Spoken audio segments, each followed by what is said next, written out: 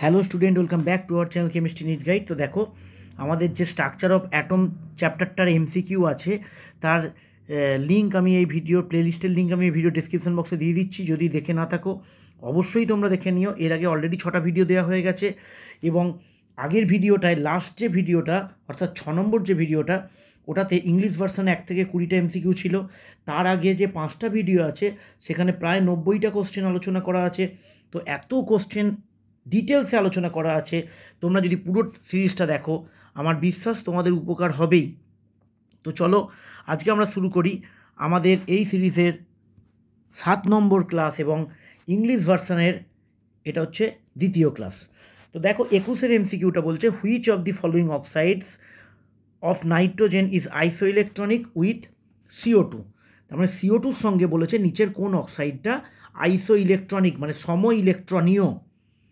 তো CO2-তে আমরা যদি ইলেকট্রন হিসেব করি, তো কার্বনের 6টা আর অক্সিজেন 8টা করে দুটো পরমাণু আছে, তাহলে মোট 8 দুগুণে 16 আর 6 22টা। তো সব কটাতেই তোমরা হিসেবটা করবে, কিন্তু এখানে আমাদের একদম চোখের সামনে দেখতে পাচ্ছি N2O-তে 2 ইন্টু 7, 7 দুগুণে 14, আর অক্সিজেনের 8, তাহলে 14 আর 8-এ 22টা ইলেকট্রন। সবগুলোই তোমরা প্র্যাকটিস করে নিতে পারো। এটা যেমন 7 + 8 15, এটাই অনেক বেশি হবে, বুঝতেই পারছো। এটা বাদ, এগুলো দেখে সবগুলো তো পরীক্ষায় করব না, দেখে যেটাকে বুঝে যাব সেইটাকে আমরা আগে করব। আর বাড়িতে প্র্যাকটিসের সময় তুমি সবগুলোরই ইলেকট্রনের সংখ্যাগুলো করে রাখতে পারো। রাইট অ্যান্সার কোনটা হলো? রাইট অ্যান্সার হলো option B, N2O। Next MCQ দেখো, electron occupies the available orbital singly before pairing in any one orbital occurs, it is। কোন সূত্রটা এটাকে মানে মান্যতা দেয় আর কি, যে স্টেটমেন্টটা দেওয়া আছে, বলছে ইলেকট্রন, ধরো এটা P, 3P বা 2P যাই হোক বলতে পারো, যদি 3টে থাকে তাহলে ইলেকট্রন কিন্তু এইভাবে ঢোকে, এইভাবে ঢোকে না, 1 2 3, এটা হয় না। এটা কোন নীতি? এটা হুন্ডের রুল। হুন্ডস রুল যেটা বলছে, হুন্ডের নীতি, তাহলে যেটা মেনে চলে সেটা হচ্ছে এটা হুন্ডস রুল। নেক্সট কোশ্চেন দেখো 23-এরটা বলছে, for principal quantum number n = 4 the total number of orbitals having L = 3, অর্থাৎ n = 4 আর L = 3 মানে হচ্ছে 4f অরবিটাল, 4f অরবিটাল। তো প্রিন্সিপাল কোয়ান্টাম নাম্বার যদি 4 হয় আর total number orbital having L = 3 মানে ওরা ইন্ডিকেট করছে 4f, আর 4f-এ আমরা জানি অরবিটাল কতগুলো থাকে? 7খানা। তাই রাইট অ্যান্সার এখানে 7। তারপর বলছে, which of the following sets of quantum numbers represent 19th electron in chromium. দেখো ক্রোমিয়ামের যদি আমরা ইলেকট্রন বিন্যাস দেখি, ক্রোমিয়াম হচ্ছে 24, এটা ব্যতিক্রমী এক্সেপশনাল। এর ইলেকট্রন বিন্যাসে 18 আর্গনের মতো হলো, তারপরে কিন্তু 19 নম্বর ইলেকট্রনটা 4s1-এ আগে ঢোকে, তারপর 3d5 হয়। অর্থাৎ এখানে যদি আমায় 19th ইলেকট্রনকে মার্কিং করতে হয়, তাহলে এটা কিন্তু 19th ইলেকট্রন। এবার 19th ইলেকট্রনের ক্ষেত্রে 4s1 যেহেতু n = 4, L = 0, M = 0, S = +1/2 বলি একটা ইলেকট্রন আছে। তো এখানে রাইট অপশান কিন্তু উত্তর এ এরটা। তো স্পেকট্রাল লাইন যখন বার করব, তার ফর্মুলা কি? তার ফর্মুলা হচ্ছে N2 - N1, N2 - N1 + 1 divided by 2। তাহলে এখানে N2 কত? 4 - 1, আর এটা হচ্ছে 4 - 1 + 1 বাই 2, তাহলে 4 - 1 3, আর এটা ইন্টু হলো 4 ডিভাইডেড বাই 2 = 6। তাহলে এখানে উত্তর হবে, আমাদের রাইট অ্যান্সার হচ্ছে অপশান সি, 6। এটাকে আমরা যদি ফর্মুলা ভুলে যাই, আর একটাভাবেও বার করা তোমাদের দেখিয়ে দিচ্ছি। ধরো বলেছে 4 থেকে 1-এ, তাহলে এটা 4 নম্বর অরবিট, আর এটা হচ্ছে 1। কতগুলো রেখা পেতে পারি? দেখো 4 থেকে 1, 4 থেকে 2, 4 থেকে 3, 3টে পেলাম। আবার 3 থেকে 1, 3 থেকে 2, আবার 2 থেকে 1। পরিষ্কার দেখো, আমি দেখিয়ে দিলাম 6টা লাইন কিভাবে হচ্ছে। তার মানে যখনই তোমায় করতে দেবে তুমি একদম হায়ার অরবিটাল থেকে লোয়ারটায় আসবে এবং মিডিলে যে কটা আছে আসবে, তার নিচেরটা থেকে আসবে, তার নিচেরটা থেকে আসবে। দেখো যোগ করো, 3টে লাইন, 2টো লাইন 5টা, আর একে 6টা, হয়ে গেল। পরের কোশ্চেনটা দেখার নতুনত্ব আছে, বলেছে which orbitals gives an electron the greatest probability of being found close to the nucleus, মানে কোন অরবিটালটায় ইলেকট্রন থাকলে সেটা সব থেকে নিউক্লিয়াসের কাছে থাকবে। এবার এখানে তিনটেই দেখো 3 নম্বর কক্ষ, কিন্তু আমরা একটা জিনিস জানি, ইলেকট্রন সেখানে আগে ভর্তি হবে যার এনার্জি কম। তো এখানে এনার্জির নিরিখেই বিচার করলে আমরা দেখতে পাবো যে ইলেকট্রন 3s অরবিটালে আগে প্রবেশ করবে, কারণ n+l যে রুল আছে সেই রুল অনুযায়ী যার এনার্জি কম সেখানে ইলেকট্রন আগে প্রবেশ করবে। এবং আমরা জানি ইলেকট্রন আগে যে অরবিটালটা ফাঁকা পাবে সেখানেই প্রবেশ করবে, এবং n+l রুল দিয়েও দেখতে পাচ্ছি যে 3s এর n+l মান সব থেকে কম, তাই এখানে ইলেকট্রন আগে প্রবেশ করবে, তাই এটাই নিউক্লিয়াসের নিশ্চয়ই সব থেকে কাছে থাকবে। দেখো 27 কোশ্চেন বলেছে first ionisation energy of H atom 13.6, এটা কিন্তু আয়োনাইজেশন এনার্জি বলেছে 13.6, যদি এনার্জি বলতো তাহলে -13.6 দিত।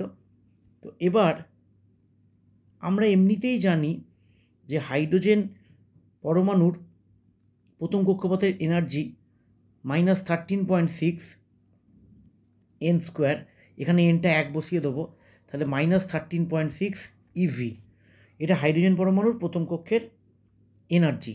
এবার আমরা হিলিয়াম পরমাণুর ক্ষেত্রে বা হিলিয়াম আয়নের ক্ষেত্রে প্রথম কক্ষপথের এনার্জিটা বার করি। He+ হবে, কারণ বোর থিওরিটা প্রযোজ্য হবে। -13.6 Z²/n² ফর্মুলা, তাহলে এই ফর্মুলায় -13.6 ইন্টু 2² মানে -54.4 eV, এটা হচ্ছে হিলিয়াম আয়নের প্রথম কক্ষের শক্তি।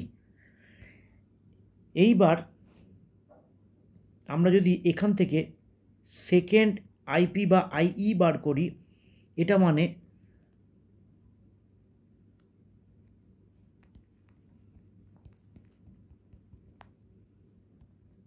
অর্থাৎ এটার মান হয় 0।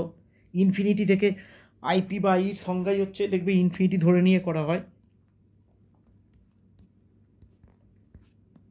54.4, অর্থাৎ IP বা IE এগুলো কিন্তু যে এনার্জিগুলো বেরোচ্ছে এগুলো পজিটিভেই বেরোচ্ছে, ওই জন্য এটাও দেখবে পজিটিভেই দেওয়া ছিল। কিন্তু এটা কিন্তু হাইড্রোজেনের ফার্স্ট কক্ষের এনার্জি নয়, কিন্তু এটা বলেছে ফার্স্ট আয়োনাইজেশন এনার্জি, এই ভ্যালুটা পজিটিভেই দেওয়া থাকবে। এবং আমাদের উত্তরও কোনটা এলো, অপশান সি এরটা এলো, এটা পজিটিভেই এলো। কিন্তু এর মানে এই নয়, হিলিয়ামের কিন্তু প্রথম এই যে আয়নটার প্রথম কক্ষপথের এনার্জি কিন্তু মাইনাসেই আসছে, এটা কিন্তু ঠিকই আছে, মাইনাসেই আছে। আমরা প্রথমে কি করব, এনার্জিটা বার করে নেব। এনার্জিটা বার করার পর তুমি সাইনটা পাল্টে দিলেই হবে, এইভাবে বার করা হয়, যেটাকে 0 ধরে নেওয়া হচ্ছে, এনার্জিটা পুট করে দিলাম, তাহলে মাইনাসটা প্লাস হয়ে গেল এখানে কিন্তু। নেক্সট কোশ্চেন আছে দেখো 28টা, which hydrogen like species will have same radius as that of Bohr orbit of hydrogen atom, অর্থাৎ হাইড্রোজেনের প্রথম কক্ষপথের ব্যাসার্ধ যেটা, সেটা নিচের কোনটার সঙ্গে সমান হবে, অর্থাৎ লিথিয়াম 2+ আয়নের দ্বিতীয় কক্ষের সঙ্গে, বেরিলিয়াম 3+ দ্বিতীয় কক্ষের সঙ্গে, এইভাবে। তো আমরা যদি দেখে নিই n-তম কক্ষের ব্যাসার্ধের যে ফর্মুলাটা, সেটা হচ্ছে n²/Z(R1)(H), অর্থাৎ হাইড্রোজেনের প্রথম কক্ষপথের ব্যাসার্ধ হচ্ছে R1(H), তাহলে এইটার সঙ্গে বলেছে তোমায় Rn কখন R1(H) হবে, মানে হাইড্রোজেন পরমাণুর প্রথম কক্ষপথের ব্যাসার্ধটা কখন n-তম কক্ষপথের ব্যাসার্ধের সমান হবে কোন কেসটায়। তার মানে জিনিসটা কি দাঁড়ালো, জিনিসটা দাঁড়ালো দেখো, যখন n²/Z এর মানটা 1 আসবে, অর্থাৎ যখন n² = Z হবে, সেইটার ক্ষেত্রে সমান হবে। তো n² = Z কোনটার ক্ষেত্রে হবে সেইটা এবার আমরা দেখে নিই। অপশান বিতে দেখো বেরিলিয়াম 3+, বেরিলিয়াম 3+ মানে বেরিলিয়ামের ক্ষেত্রে জেডের ভ্যালু 4, আর এখানে 2 নম্বর কক্ষ আছে। তাহলে অপশান বিটা আমাদের এখানে রাইট অ্যান্সার। এন এর মান 2 আর জেড এর মান বেরিলিয়ামের ক্ষেত্রে 4। নেক্সট কোশ্চেনে তাকে বলেছেন the number of radial nodes in 3s and 2p respectively আর, অর্থাৎ 3s এবং 2p এই অরবিটালগুলোতে রেডিয়াল নোডের সংখ্যা কত। তো রেডিয়াল নোডের আমরা যদি ফর্মুলাটা দেখি, তো রেডিয়াল নোড n-l-1, এটা হচ্ছে রেডিয়াল নোড। এবার 3s এর ক্ষেত্রে আমরা কি জানি, n এর মান 3 আর l এর মান 0, তাহলে 3s এর ক্ষেত্রে রেডিয়াল নোড হবে 3 - 0 - 1 অর্থাৎ 2। এটা হচ্ছে কার ক্ষেত্রে হলো, 3s এর ক্ষেত্রে। আর 2pর ক্ষেত্রে n এর মান 2, l এর মান 1, তখন হবে 2 - 1 - 1 অর্থাৎ 0। তার মানে উত্তর হলো 2 আর 0।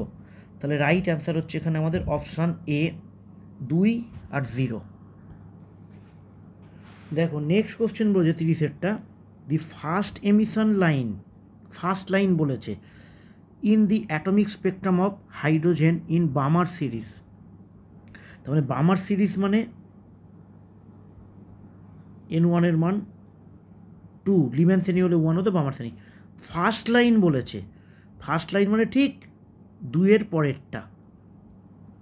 এভাবে না লেখাও যায়, লেখার দরকার নেই। ফার্স্ট লাইন মানে হচ্ছে ঠিক 2 এর পরেরটা। 3 হলো অ্যাপিয়ার্স অ্যাট, তাহলে আমরা কি ফর্মুলা জানি, nu bar equal to hydrogen বলেছে জেড স্কোয়ারের দরকার নেই, R 1/n1 square minus 1/n2 square, দুটোরই square, n1 square by n2 square. তাহলে এখানে আমরা লিখতে পারি nu bar equal to R 1/n1 square মানে 2 স্কোয়ার, 1/3 স্কোয়ার, 1/4 মাইনাস 1/9।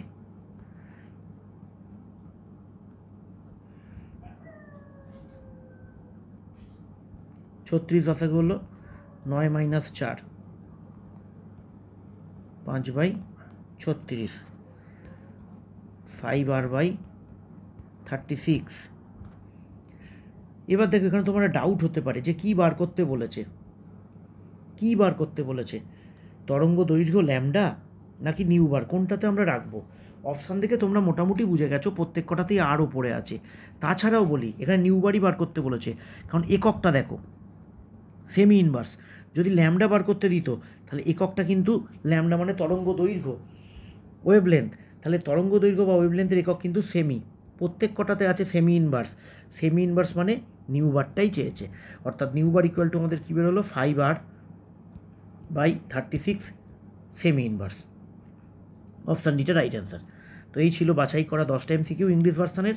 আশা করি এই 10টাতেও তোমাদের অনেক উপকার হলো। কমেন্টে জানিও, ভালো লাগলে ভিডিওটা লাইক করো, বন্ধুদের সাথে শেয়ার করো। দেখা হবে নেক্সট ভিডিওতে।